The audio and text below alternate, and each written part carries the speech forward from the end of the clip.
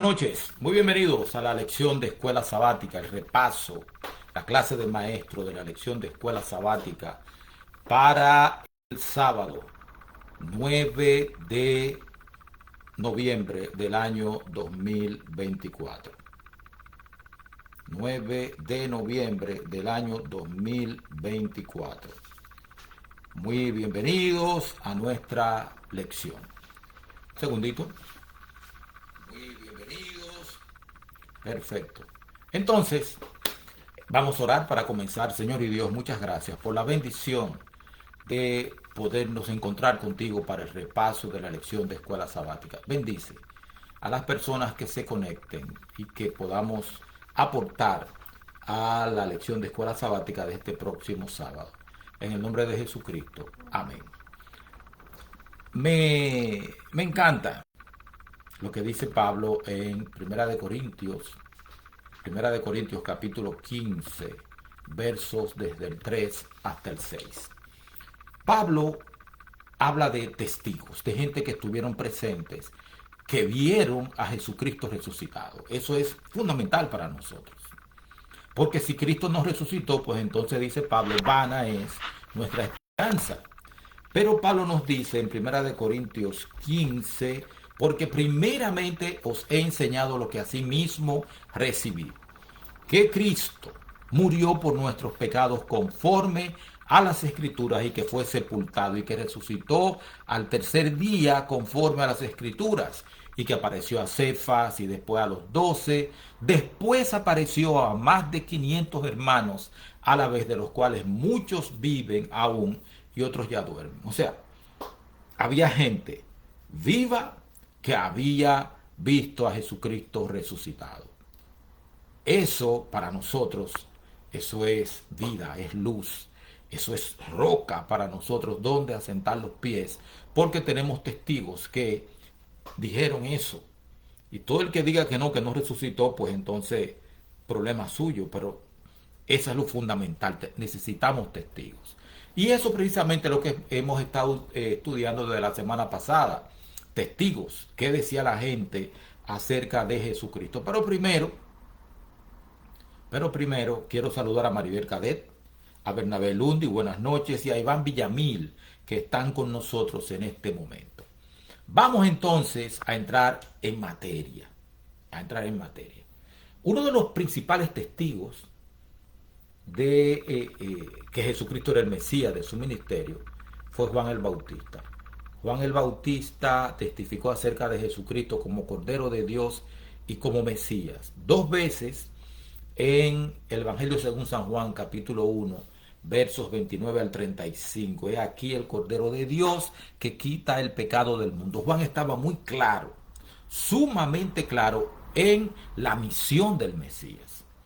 Él sabía muy bien lo de Isaías 53, él sabía lo de Salmo 22. Juan era un profeta, él estaba claro que Jesucristo había venido a morir por los pecados de la humanidad. Por eso, primero lo señaló cuando fue a bautizarse y luego más adelante volvió y lo señaló como el Cordero de Dios que quita el pecado del mundo.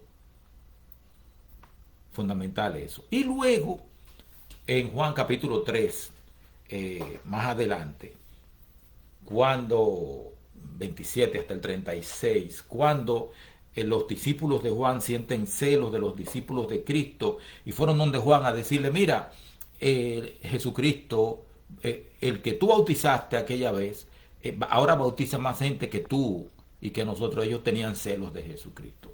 Sin embargo, el folleto nos dice algo fundamental en esto, fundamental. Inquebrantablemente, Juan conocía su propio límite y su papel en relación con Cristo. Este tipo de realismo y humildad no permite celos ni competencia. Juan declaró claramente, yo no soy el Cristo. Juan 3:28. Apartó a la gente de sí mismo y la condujo a centrarse en Jesús, el esposo, a quien servía como amigo y con quien se regocijaba. Y les dijo a sus discípulos, es necesario que Él crezca, pero que yo disminuya. Juan 3:30. Este es el espíritu, esta es la actitud correcta, la de Juan. O sea, Jesucristo se fue en ese momento, partió, salió de Judea y se fue a Galilea porque ya los fariseos estaban utilizando eh, la, los celos de los discípulos de Juan para enfrentarlos con los discípulos de Cristo. Jesucristo se dio cuenta de eso y le dijo a sus discípulos, vámonos a Galilea. Ahí fue que pasaron precisamente por Sicar, la ciudad de los samaritanos. Bienvenida, Altagracia Ortega. Eh, Vamos a ver quiénes están aquí. Altagracia Ortega, Celestina Chavarría, Mirta Félix y Minerva Mejía también está por aquí. Muy bienvenidos. Fíjense cómo los líderes, el Mesías y su profeta, evitan disensiones y conflictos. Jesucristo se va, se aparta, y Juan le dice a sus discípulos, a él le conviene crecer, a mí me conviene menguar. Incluso le dijo, el que viene de arriba es el que sabe, el que viene de arriba. Entonces, Juan apartó a la gente de sí mismo y la condujo a centrarse en Jesucristo. Otra cosa que Juan dijo, para mí eso es sumamente importante, yo creo que deberíamos, me toca dar la lección este sábado, yo lo voy a decir. El Bautista hizo hincapié en el programa del reino espiritual de Cristo. La regeneración espiritual y la entrega personal del corazón a Dios era lo fundamental.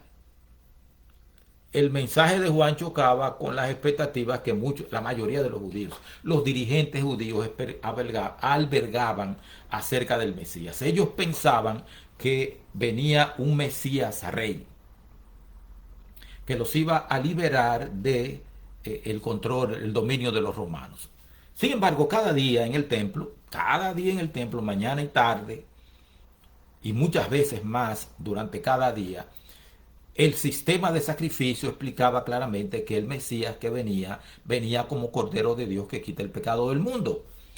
Cuando en Génesis 22, Isaac le pregunta a Abraham, Padre, ¿y el Cordero? Dios se proveerá de Cordero. Pero, y luego cuando se establece el santuario terrenal, Éxodo 25:8, me harán un santuario, el sistema de sacrificio continúa, ya se había establecido a la salida del Edén. Entonces, se sabía, ellos decían con sus actos, con sus ritos, que el Mesías que venía iba a morir, pero ellos habían aceptado, habían asimilado, habían creído el concepto de que necesitaban un libertador, un rey vencedor, un rey poderoso, un rey terrenal que gobernara para ellos. Eso entendían ellos. Entonces, en lugar de ellos centraron sus ambiciones en la esperanza de un rey poderoso que lo liberaría de la esclavitud de los romanos y olvidaron al siervo sufriente, lo pasaron por alto.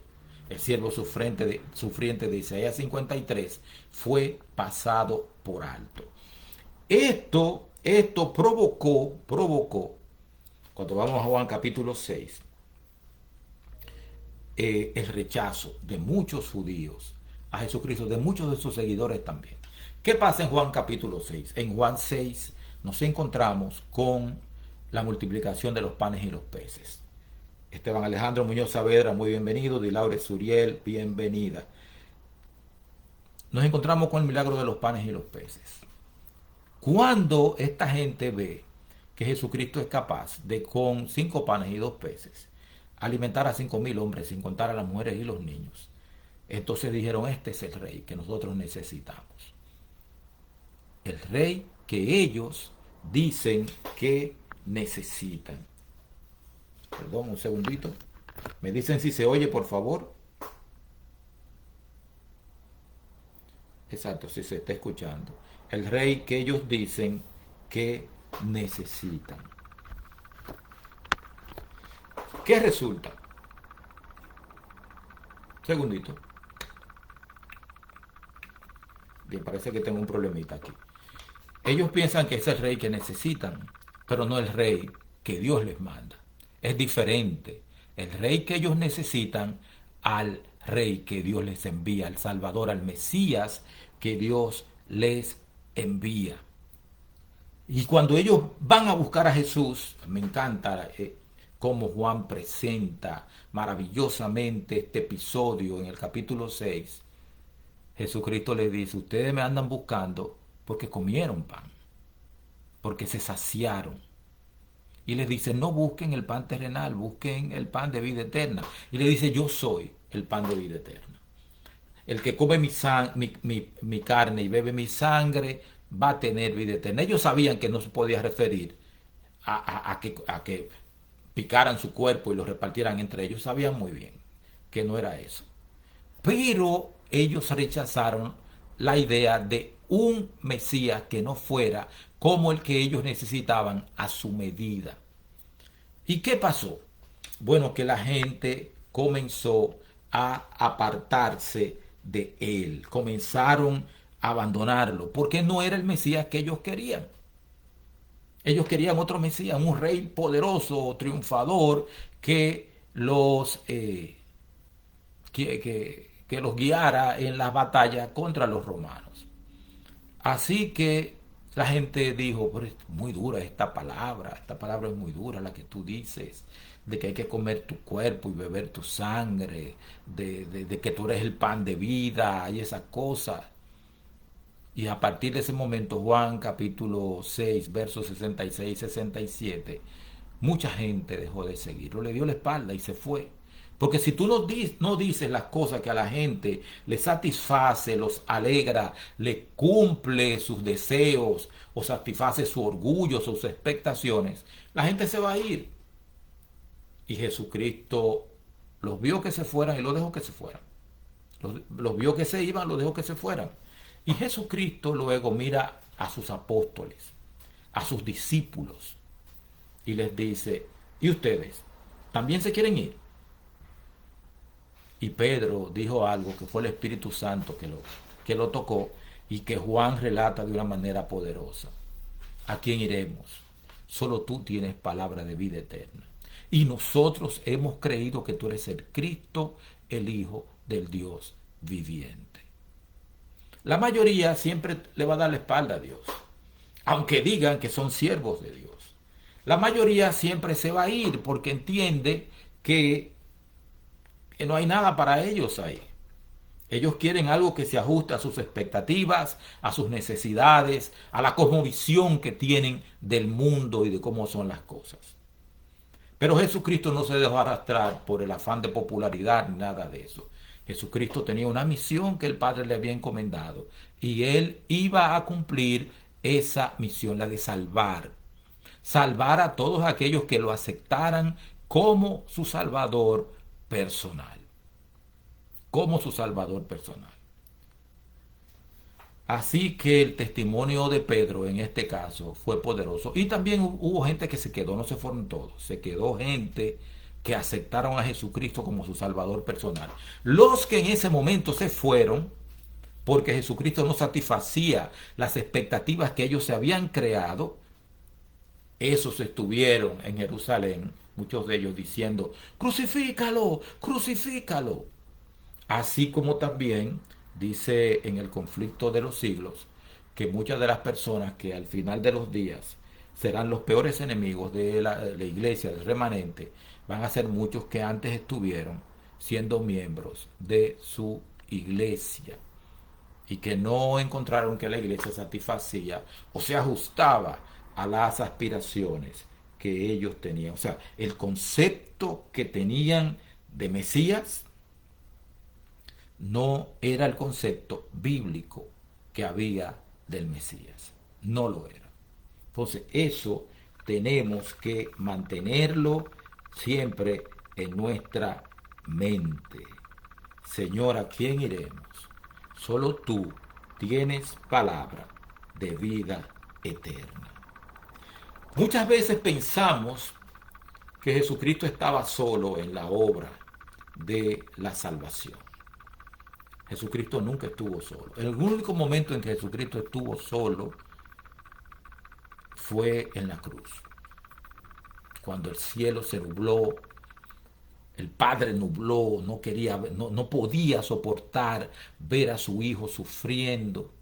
Pero inclusive en el huerto de Getsemaní, cuando Jesucristo estaba orando, Padre, si es posible, pase de mí esta copa, nos cuenta Lucas que un ángel fuerte vino a apoyarlo cuando gruesas gotas como de sangre salían de su frente. Pero el Padre estuvo cuando Jesucristo fue bautizado. Mateo 3:17 nos dice que se oyó una voz del cielo que decía: este es mi hijo amado, en quien tengo complacencia. También estuvo el Padre en la transfiguración. ¿Se acuerdan? El monte de la transfiguración. Este es mi hijo, Lucas 9:35. Este es mi hijo amado, a él oíd. Y también cuando Andrés le llevó a Jesucristo, unos griegos le dijeron a Andrés: nosotros queremos ver a Jesús. Y entonces, ¿qué hizo Andrés? Lo llevó a Jesucristo. Y en ese momento Jesucristo dijo: Padre, glorifícame. Y el Padre dijo, Juan 12:28, lo he glorificado y lo glorificaré otra vez. Se oyó claramente la voz de Dios. O sea, como dice Pablo, que Dios estuvo con Cristo reconciliando consigo al mundo. El Padre estuvo involucrado en todo el proceso. Absolutamente en todo el proceso, Dios estaba en Cristo reconciliando consigo al mundo. El único momento que Jesucristo pisó solo el lagar, el único momento fue en el Calvario. Nadie estuvo con él y el cielo veló lo que estaba sucediendo. Jesucristo asumió solo, pero no olvidemos, porque de tal manera amó Dios al mundo que ha dado a su Hijo unigénito, que ha dado a su Hijo unigénito para que todo aquel que en él crea no se pierda, mas tenga vida eterna. También dice, porque el Padre mismo os ama. O sea, el amor de Dios nos ha acompañado todo el tiempo. Y cuando Jesucristo venga, el Padre va a venir con él. Y nos iremos con él. Yo quiero estar ahí. Tanto amor, nosotros ser el sujeto y el objeto del amor de Dios, es una cosa maravillosa. Del Padre, ante quien los ángeles temen mirar, los serafines, los querubines, velan su rostro. Y ese es el excelso soberano, nos ama, tiene cuidado de nosotros y envió a su Hijo Jesucristo, que ha estado con él desde la eternidad y estará por la eternidad con él. Ha sido Dios con el Padre, igualmente con el Espíritu Santo. También ha estado amándonos y luchando por nuestra salvación. Hay otro tema que creo que no debemos dejar pasar. La fiesta de Sukkot es la fiesta de las cabañas. La fiesta de las cabañas. Conmemora la fiesta de Sukkot los 40 años que Israel vivió en cabañas en el desierto. En tiendas en el desierto. Y también conmemora la provisión de agua, la provisión de luz, la provisión de pan que Dios hizo de maná para Israel mientras estuvieron en el desierto. En el capítulo 7 de Juan, los discípulos, los hermanos de Jesús, le preguntan si él no va a ir a la fiesta de las cabañas. Entonces, Jesucristo les dice: no, váyanse ustedes adelante, váyanse. Yo quizás no voy. Pero después Jesucristo fue. Y Jesucristo se presenta en el templo. Y comienzan las discusiones donde quiera que Jesucristo iba. Por eso no debemos tener ningún temor de gente que nos ataque o que se oponga a lo que decimos, porque siempre ha sido así, siempre ha sido así. No hay que ser profeta para que te enfrenten, no hay que ser profeta para que te ataquen, y tampoco hay que ser Jesucristo para que eso suceda, porque Jesucristo dijo: si a mí me han perseguido, ustedes también los van a perseguir. El caso es que en esa fiesta Jesucristo aparece, está en el templo, los sacerdotes y los rabinos mandan guardias para que lo arresten. Jesucristo está hablando y en un momento Jesucristo se para delante de toda la multitud que estaban ahí. Voy a buscar aquí Juan 7 versículos 37 al 39. En el último gran día de la fiesta, en la fiesta de Sucot, Jesús se puso en pie y alzó la voz, diciendo: si alguien tiene sed, venga a mí y beba. El que cree en mí, como dice la Escritura, de su interior brotarán ríos de agua viva. Esto dijo del Espíritu que habían de recibir los que creyeran en él, pues aún no había venido el Espíritu Santo porque Jesús no había sido aún glorificado. Si se fijan, es la misma promesa que Jesucristo en Juan capítulo 4 le hizo a la mujer samaritana: ríos de agua viva. Ahí nos explicaba que era el Espíritu Santo, pero es el Espíritu Santo quien da vida, es el Espíritu Santo que alimenta el alma, que nos hace en medio de cualquier circunstancia estar estable en Cristo, felices, contentos, a pesar de cualquier circunstancia que estemos viviendo. Así que en ese momento, la gente mira a Jesús, lo mira, y entonces vienen las diferentes reacciones que la gente tiene al encontrarse con Jesucristo. Así como en la parábola del sembrador hay diferentes tipos de reacción a la semilla que es sembrada dependiendo del suelo, también aquí hubieron diferentes reacciones. Leo versículos 40 en adelante. Entonces, algunos de la multitud, oyendo estas palabras, decían: verdaderamente este es el profeta que había de venir. Este es el profeta. Se está refiriendo a Deuteronomio 18, 15 en adelante, cuando Moisés le dice al pueblo antes de partir, Moisés antes de morir le dice: profeta de entre vosotros, como yo, les levantará Jehová. Otros decían más directamente: este es el Cristo. Al escuchar las palabras de Jesús y al recordar todas las señales que Jesucristo había hecho, todos los milagros, mucha gente dijo: este es el Cristo. Este es el Cristo. Las palabras de Jesús los conmovieron. El recuerdo de todos los milagros que había hecho los impresionaron, les tocó y dijeron: este es el Cristo. Este es el Cristo. Sin embargo, vinieron los pensadores, los que saben mucho, los que entienden todo, y dijeron: de Galilea ha de venir el Mesías, ha de venir el Cristo. No dice la Escritura que es de la descendencia de David y que tenía que nacer en Belén. Si hubiesen investigado de verdad, no solamente llevarse de lo que la gente dice y de las emociones, se hubieran dado cuenta de que Jesucristo realmente nació en Belén. Aunque vivía en Nazaret, venía de Galilea, había nacido en Belén, descendiente de José, que era de la tribu de Judá, directamente descendiente del rey David. Entonces, a veces hay que tener cuidado con los expertos, porque los expertos a veces dicen cosas expertas que realmente no nos llevan a ningún lado. Entonces nos dice aquí que hubo división. Cuando la verdad se presenta, a toda verdad se le opone una mentira. Alguien va a decir algo que es contrario a la verdad. Y lo grande del caso es que a muchos de nosotros nos gustan las mentiras y actuamos conforme a la mentira porque esas mentiras satisfacen nuestras expectativas y satisfacen lo que nosotros queremos. Y ahí me alegro de que cuando los guardias volvieron, que le preguntaron: ¿lo trajeron preso? No, no lo trajimos porque ningún hombre ha hablado como él. Y comenzaron a acusar a los guardias. Y Nicodemo, que estaba ahí porque era miembro del Sanedrín, les dijo que había que escuchar a Jesús también antes de tomarlo preso o cualquier cosa.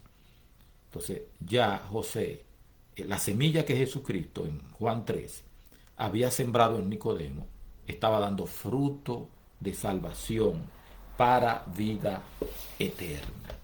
Entonces, estos son los testimonios que hemos escuchado. Estos son los testimonios que tenemos. El testimonio de Juan el Bautista, un hombre íntegro, un cristiano fiel, que no permitió que los celos de sus seguidores lo arrastraran a los celos, a la envidia y a la confrontación. Tenemos también el testimonio de Juan del Padre, perdón, del Padre que estuvo. Este es mi Hijo amado. En Él tengo contentamiento, lo dijo varias veces y lo glorificó. Y la mayor glorificación de Jesús terrenal en ese momento era la cruz, cuando Jesucristo apuró el cáliz de la ira de Dios, lo apuró y sufrió y murió venciendo.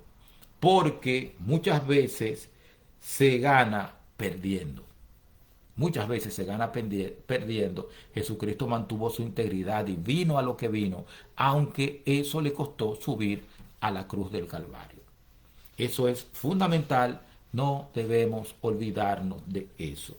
Y al final tenemos el testimonio de la multitud que estaba celebrando el último día de la fiesta de las cabañas, la fiesta de Sukkot. Quiero también resaltar la humildad de Juan el Bautista. Quiero resaltar también en esta noche que aunque el servicio de sacrificio, de los sacrificios diarios en el templo, decían una cosa, que aunque las escrituras, la misma Torá decía que el siervo, los profetas y los salmos decían que el Mesías iba a sufrir, va a ser el siervo sufriente, el pueblo y los dirigentes aceptaron como válida una descripción de la obra del Mesías contraria a lo que Dios había registrado en las Escrituras. Y por haber aceptado como válida esa descripción de la obra del Mesías, los rechazaron y se perdieron. Vamos a ajustarnos a lo que dice la Biblia. Vamos a ajustarnos a lo que dicen las Escrituras para que nosotros podamos caminar por la senda que Jesucristo ha trazado. Narcisa Espinosa está aquí. Oh, Amarilis Forville. Gloria a Dios que estás por aquí. Un placer saludarte. Mi líder, Eliezer Pérez, está por aquí. Saludos cordiales. Luz María Flores Comezaña también está aquí. Jacqueline Vélez. Wilkin Samuel está por aquí. Dilauri Suriel, Reinaldo Morales están por aquí. Así que ha sido un placer para mí darles la bienvenida, tenerlos por aquí esta noche. Son las 10:26. Mis programas ahora están durando media hora, a menos que sean programas extraordinarios.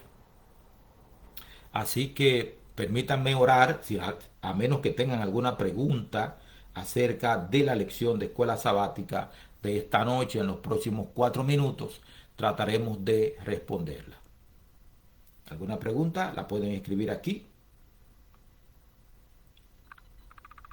Bedramín Cava también está aquí. Muy bienvenido. Un placer saludar. Bien, entonces, no hay ninguna pregunta. Voy a orar. Te agradecemos, Dios, la lección de escuela sabática de esta semana. Una lección de escuela sabática que toca nuestras mentes y corazones y que nos llama a estar alerta constantemente y ajustarnos a lo que dice tu palabra, lo que es tu voluntad, y no dejarnos seducir.